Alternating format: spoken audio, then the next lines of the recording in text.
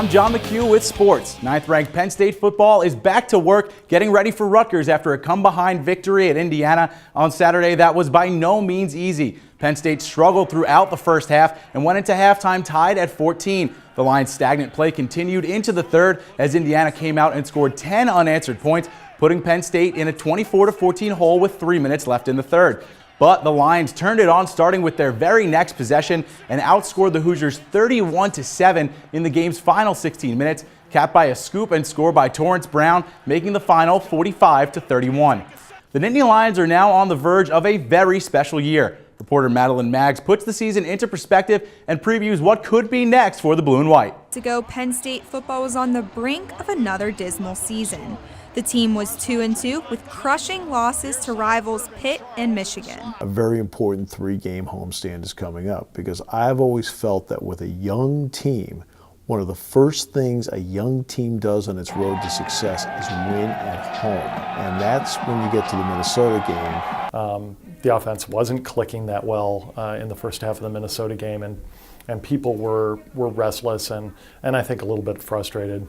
And they were able to come from behind twice and win it, and that's the game that gave them the confidence, which then dovetailed into another home win with Maryland. That's the moment that they really started to begin to rely more on McSorley. Penn State took a 2-game win streak into the whiteout versus rival Ohio State. I probably thought, 1 in a million shot that they beat the number 2 team in the country. Ohio State's ball, and they were ahead 21-7. And we said to each other, if they score here, we're probably going to leave. And then everything changed. The whole season changed in the next half hour. So it showed a lot about the guts, the resiliency. It also showed what Beaver Stadium means. It's the first win against a top 5 team in the post-Paterno era. That's a big deal. If Penn State wins out and Ohio State beats Michigan, the Nittany Lions will be headed to Indianapolis for the Big Ten Championship. A win there could mean Penn State in the college football playoffs. Now you have games that are being played that have stakes. Well, anytime a team's involved in games with stakes, it excites them, it excites the fan base. And I think it gets everybody on board that, hey, you're watching something special. Reporting outside Beaver Stadium, I'm Madeline Maggs for the Center County Report. Next up is a game at Rutgers on Saturday. Kickoff is at 8 p.m. and you can listen live on Penn State Com Radio. Rutgers stands at 2-8 this season and got shut out by fellow Big Ten East cellar dweller Michigan State last weekend. And how tough has it been on Scarlet Knights fans? So tough that instead of using pictures from the actual game, NewJersey.com decided to put pictures and videos of puppies on their weekly game report card this week. The website said they felt Rutgers fans needed a pick-me-up while reading the game grades, which gave the team an F for its loss against the Spartans. Back here in Central PA, the high school football playoffs are in full swing. Let's take a look at some of the weekend scores. Huntington dropped its second-round matchup with Central 27-6. The loss ends the Bearcats' season.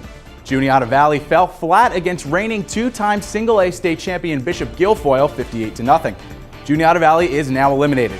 And State High bounced back from a regular season-ending loss and handily beat Erie McDowell in Clarion 35-14. They'll take on Williamsport at Selinsgrove High School on Friday in the first round of the Class 6A state tournament. Now to the hardwood, where Coach Pat Chambers and Penn State men's basketball return to the BJC tonight at 7 as they take on Grand Canyon.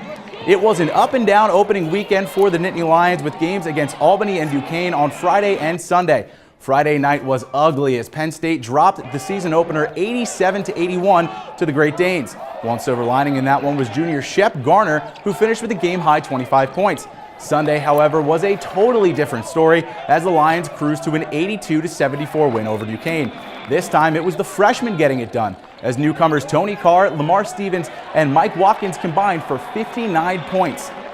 Over at Jeffrey Field, Penn State women's soccer kicked off its national title defense on Friday night in the first round of the NCAA tournament. Their opponent was Bucknell, and their goal was simple: win and advance, and that's exactly what they did. Penn State got on the board early and often, opening the scoring in the 15th minute with a strike from Nicolette Dries. The Nittany Lions went on to win 7-0 over the Bison with help from 2 goals by Charlotte Williams. Penn State will meet Virginia in Washington, D.C. on Friday for their second round matchup. Women's soccer wasn't the only reigning national champion in action over the weekend, as Penn State wrestling opened their season with a match at Army on Friday and at home against Stanford on Sunday. The Nittany Lions hit the mats Friday and showed why they were the best team in the country last year, shutting out Army 45-0. On Sunday, they returned home to Rec Hall, and after raising their Big Ten and national championship banners, put on a clinic against Stanford, coming away with a 36-6 victory. Sunday's match was highlighted by 4 pins for Cale Sanderson's squad. The Nittany Lions have now won 19 straight dual meets dating back to February 2015.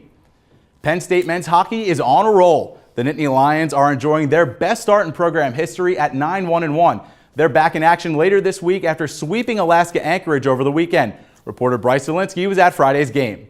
Pagula Ice Arena is decked out in red, white, and blue for Penn State's Veterans Day matchup against Alaska Anchorage, as the Nittany Lions look to continue to roll through their non-conference schedule. About 6 to go in the first. On the power play, David Goodwin with the cross-ice pass to Trevor Hamilton, who throws it in front for Chase Berger, burying it home to give Penn State the 1-0 lead. Not even a minute later, the Nittany Lions strike again. Chris Malari just throws it on net and somehow squeaks by, giving the freshman his first goal of his Penn State career and a 2-0 lead for the Nittany Lions. Penn State still not done in the first. Vince Pedri's slap shot from the point is tipped in front by Berger for the goal.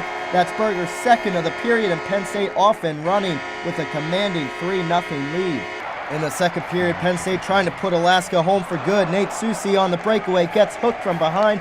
The ref calls for a penalty shot. Susi hoping to give the Lions a 4-0 lead. He comes in and tries to go backhand but would not cash in.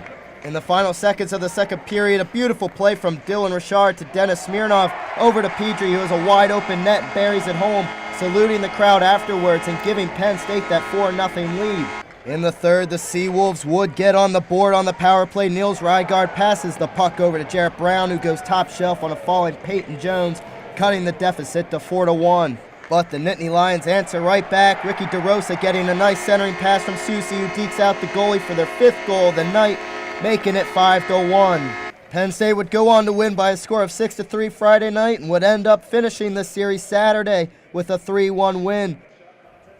The Nittany Lions are now ranked 10th in the country, and their homestand continues Friday and Saturday when Arizona State comes to town for a 2-game series. That's all for sports. Now back to you, Morgan.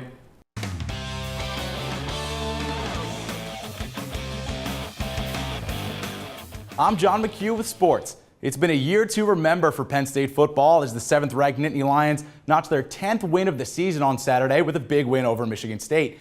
The victory also earned the Nittany Lions a trip to the Big Ten East title and a trip to this week's Big Ten championship game. Saturday was a big day for Penn State football, but before it even took the field, it needed some help from rival Ohio State, and the Buckeyes delivered. Samuel cuts it back. Ohio State wins. Ohio State's victory over Michigan cleared the way for the Nittany Lions to capture the Big Ten East with a win over Michigan State. The Nittany Lions struggled throughout the first half on both sides of the ball, but were able to keep the Spartans from pulling away. The Nittany Lions trailed 12-10 at the break. As we've seen over and over again with the 2016 Nittany Lions, the second half was a totally different story. They got right to work with a 34-yard touchdown pass from Trace McSorley to Chris Godwin, taking a 17-12 lead 4 minutes into the third. Penn State never looked back. Later in the quarter, McSorley finds Mike Gesicki for a 45-yard score, extending the Nittany Lion lead to 24-12. Penn State would go on to score 21 more unanswered points, coming away with a blowout 45-12 victory. After the game, Coach James Franklin and his squad were awarded the Big Ten East Championship trophy and celebrated their berth in the Big Ten Championship game. The Nittany Lions will take on 6th-ranked Wisconsin at Lucas Oil Stadium in Indianapolis in the Big Ten Championship game on Saturday. Kickoff is set for just after 8 o'clock, and you can listen to the game live on Penn State's Com Radio. Student tickets for the Big Ten Championship game went on sale for Penn State students yesterday morning, but many lined up well before then. The first students got to the Bryce Jordan Center ticket office on Saturday night, and hundreds more joined throughout Sunday and early Monday morning. They braved the cold for hours, but it paid off.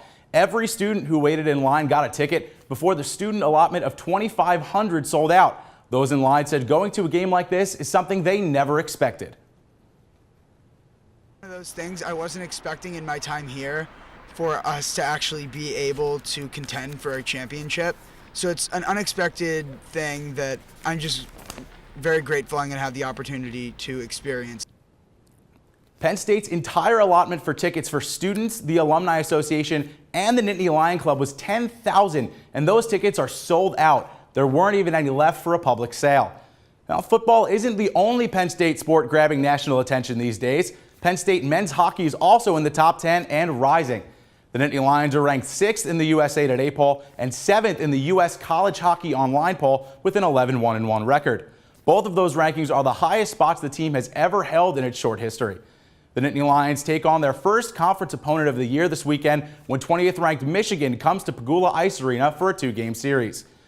The Penn State women's volleyball team is practicing for the opening game of the NCAA tournament this Friday against LIU Brooklyn. The program has been dominant in its history. This year marks Penn State's 36th consecutive appearance in the tournament, earning a berth every year since its inception. This year's Nittany Lions enter postseason play with unfamiliar circumstances, however. The team has lost 9 games this season and enters the tournament ranked 16th in the country. Despite a win over then number 1 Minnesota in October, Russ Rose's squad is 5-7 against ranked opponents. First serve is set for Friday at 7:30 at Rec Hall. A few basketball notes. The Nittany Lions play tonight at home against Georgia Tech, and the State High Little Lions open their season with a non-conference game tomorrow night in Sunbury. And one final thing, we'd like to wish a very happy birthday to Penn State baseball manager Rob Cooper, who turns 44 today. That's all for sports. Now back to you, Morgan.